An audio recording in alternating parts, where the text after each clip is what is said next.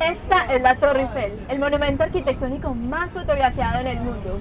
Y como ustedes bien saben, está ubicado en Francia, el lugar donde se creó la fotografía. Y eso nos hizo pensar sobre el origen de la fotografía. Esta es la primera fotografía que se tomó en el mundo en 1826. Y este es Niepce, la persona que la creó.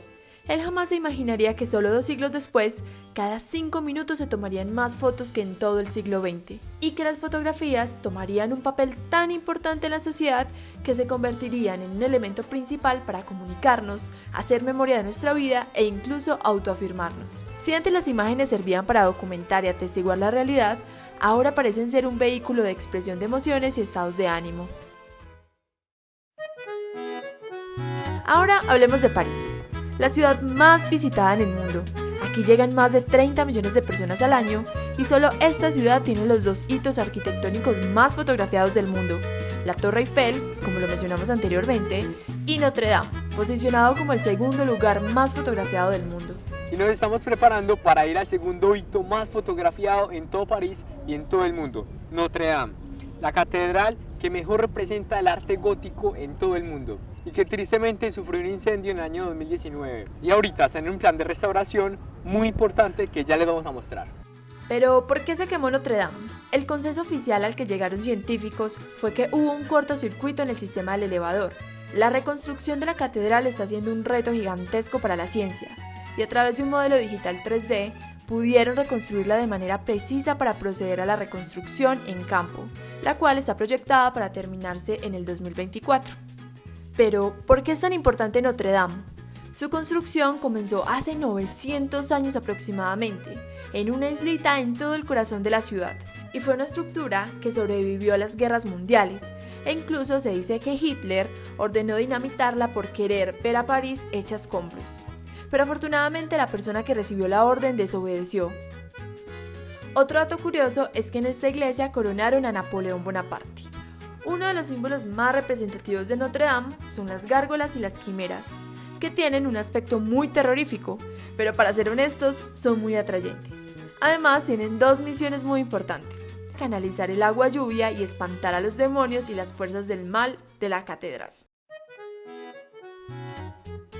París, además de ser la cuna de la fotografía, sin lugar a dudas ha sido uno de los epicentros del arte, y una muestra de ello es el Museo del Louvre, uno de los lugares que todos los visitantes de París deberían visitar.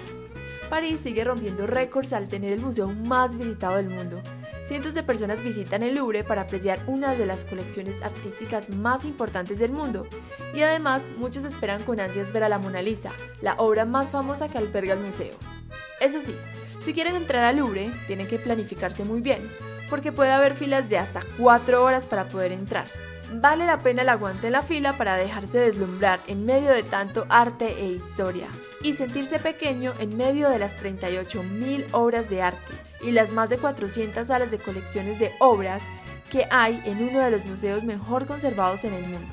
Incluso se dice que es imposible ver todas las obras en una jornada, y que puedes tardar semanas o hasta meses para poder ver con pausa y detenimiento cada obra. Un dato muy curioso que nos llamó mucho la atención fue que el Museo del Louvre estuvo vacío durante la Segunda Guerra Mundial, pues el ejército de Hitler participó en el saqueo sistemático de obras de arte de museos, días antes de que se declarara la guerra. El gobierno francés ordenó que 3.690 obras de arte se envolvieran y se llevaran a lugares seguros. Entre agosto y diciembre de 1939, 200 camiones llevaban los tesoros del Louvre. Durante la invasión alemana de Francia, 40 museos fueron destruidos o gravemente dañados. Sin embargo, cuando llegaron al Louvre, los nazis fueron recibidos con manos vacías. Después de una larga jornada en el museo, debimos recargarnos comiendo algunos ricos dulces tradicionales de Francia, como los macarons y los crepes. Aprovechando que unos amigos nos regalaron estos macarons, que son súper típicos aquí en Francia, los vamos a probar y les vamos a ir contando unos datos curiosos sobre estos macarrones. Pero primero los voy a probar y les voy a decir qué tal me parece.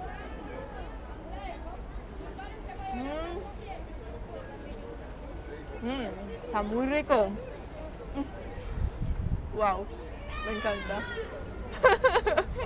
¿Qué son? No sé describir el sabor. Sé que he comido alguna vez algo parecido, pero no sé. Uf, me encanta, me encanta. Creo que también tiene un poquito de sabor a café. Sí, sabe un poquito a café, pero es dulce, es muy rico. Bueno, entonces, así de datos curiosos, estos macarrons tienen más de 5 siglos. Uno creería que son, digamos, como un invento moderno, pero no, llevan muchísimos años y llegaron aquí a Francia porque un rey de Francia se casó con una princesa de Italia, entonces así llegaron, porque la princesa se trajo a los reposteros desde Italia y entonces estos macarrons fueron muy importantes para la realeza. Ahora, después de la Revolución Francesa, se empezaron a distribuir de manera popular.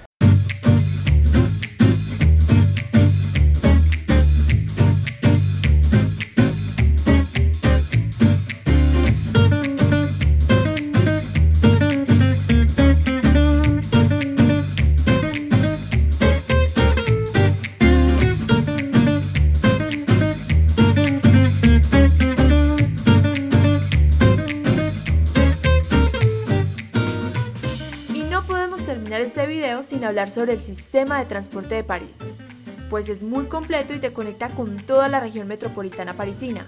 El metro se inauguró en el año 1900 y ocupa un lugar muy importante en la historia del transporte público, ya que es el sexto sistema de metro más antiguo del mundo.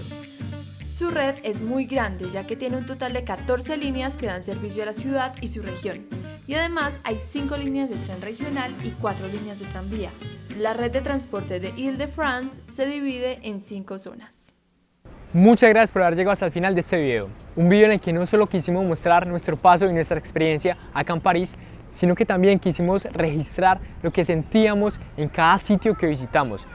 Cada sitio en el que encontrabas cientos de personas posando, tomando fotos y que sin lugar a dudas te lleva a reflexionar sobre el uso de la fotografía en la sociedad de las imágenes que tenemos actualmente. Personas haciendo memoria con cada clic, con cada fotografía, en hitos históricos de la sociedad.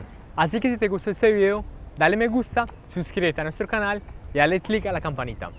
Nos vemos.